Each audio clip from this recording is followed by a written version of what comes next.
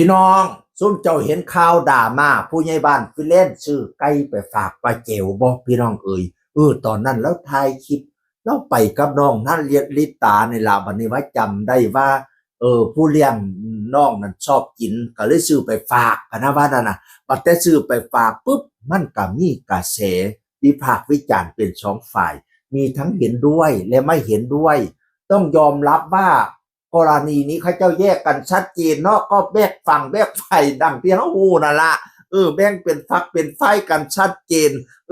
คนที่ชื่นชอบเพิ่นก็โอ้ยย่อปอบปั่นโอ้ยผู้ใหญ่บ้านแล้วใจดีใจงามฮู้จักว่าฮู้จักสืบไปฝากแม่ป้าแจ๋วเขาเจ้าเลี้ยงลูกเลี้ยงเต้าให้โอ้ยดีแล้วผู้ใหญ่บ้านแล้วอ่อนลงหลายแล้วซุมื้อเนี่ยผู้ย่องก็ย่องคันผู้บ่เห็นด้วยก็โอ้ยจะซื้อมาทำไมซื้อมาแล้วก็ถ่ายคอนเทนต์ทำคอนเทนต์อย่าว่าใจดีใจงามเลยถ้าใจดีใจงามจริงๆจะมาฟ้องร้องกันทำไมกับฝั่งนู้นจะฟ้องกันไปฟ้องกันมาทำไมมันก็มีเห็นด้วยบ่เห็นด้วยเป็นธรรมดาพี่น้องเนื่องจากว่าแบ่งเป็นฝักเป็นฝ่ายแล้วผู้ใหญ่บ้านก็ฮู้เด้ว่าเป็นข่าวดราม่านั่นน่ะบัดแต่ฮู้ว่าเป็นดราม่าแล้วว่าจังซี่ล่ะขอยจุ๊บเจ้าฟังล่าสุดดราม่าด่าผมเรื่องอะไรผมไปฝากซื้อผมเอาไก่ไปฝากแล้วไปฝากไก่ก็ไม่ได้แปลว่าจะอย่างนั้นอย่างนี้ฝากไก่ก็ต้องฝากเพราะเขาเลี้ยงลูกให้เราอันนี้พื้นฐานของคนมีสติคนมีสมองปัญญา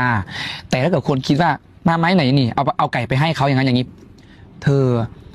มันถึงจุดที่เราต้องมานั่งเข้าใจกันว่าลูกเราโตแล้วนะเธอลูกเราโตแล้วลูกเราใหญ่เป็นคนแล้วลูกเราอยู่กับเพื่อนอยู่กับเขาเนี่ยเราจะทำอย่างนี้มันก็ไม่ผิดอยู่แล้วเราจะฝากของไปให้เขาจะกินไม่กินก็เรื่องของเขาเขาจะวีเข้าปาก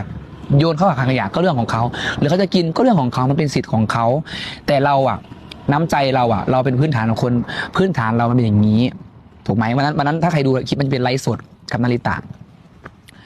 ฉันก็แค่จำได้ว่าไก่แบบเนี้ยคนที่เขาเลี้ยงนาริตะเขาชอบกินก็แค่นั้นก็ไปฝากกินไม่กินกับเรื่องของเขานั่นละมันเป็นพื้นฐานของคนมีสติคนมีปัญญา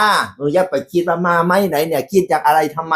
อย่าไปคิดมันเพิ่นเลี้ยงลูกให้เฮาก็ต้องซื้อไปฝากเพิ่นสิกินบ่กินเป็นเรื่องของเพิ่นสิมีขึ้นเขาพิมพ์เขาป้าหรือเพิ่นสิกินก็เป็นเรื่องของเพิ่นแต่นี่เป็นเรื่องของจิตใจน้ำใจเฮาสิซื้อไปฝากเพิ่นลูกเฮาใหญ่แล้วทุกเจ้าจะคิดอะไรทำไมประมาณนี้ผู้ใหญ่บ้านฟินเล่นมาให้มีสติพี่น้องสติคือความระลึกได้สัมมาสติคือความระลึกชอบระลึกได้พี่น้อง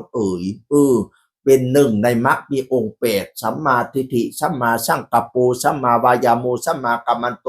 สัมมาอาชีโวสัมมาสติสัมมาสมาธิครบ8บ่มรรคมีองค์8พี่น้องหนทางแห่งการดับทุกข์ของพระพุทธเจ้าทรงตรัสไว้ให้มีสติให้คิดดีระลึกดีถ้าเฮาคิดดีระลึกดีกรรมมันก็จะออกมาดีพี่น้องทุกสิ่งทุกอย่างอยู่ที่จิตอยู่ที่ใจว่าเราคิดอย่างไรถ้าเราคิดดีปุ๊บมันต้องเกิดเป็นบุญเป็นกุศลถ้าเราคิดไม่ดีปุ๊บมันจะเกิดเป็นบาปแน่นอนระว่าให้มีสตินั่นละถ้าเราคิดดีมันก็ดีพี่น้องพระพุทธเจ้าทรงตรัสว่าเจตนาหังภิกขเวกัมมังวาดามิดูก่อนภิกษุทั้งหลายเพิ่นว่ากรรมนี่ให้ถือเจตนาเป็นไงเจตนาดีก็ดีเจตนาไม่ดีก็ไม่ดีเท่านั้นละนั่นละเขาเพิ่นเจตนาดีก็สาธุเนาะเลี้ยงมันก็สิได้ทุเลาเบาบางลงเลี้ยงบ่ดีก็มันผ่อนบั้นคลายลงเนาะก็เฮาก็อยากให้เพิ่นดีต่อกันนั่นล่ะพี่น้องอันนี้ความคิดที่ดีมีจิตมีสติไปในทางที่ดีสัมมาสติคือการระลึกดีระลึกชอบเด้อ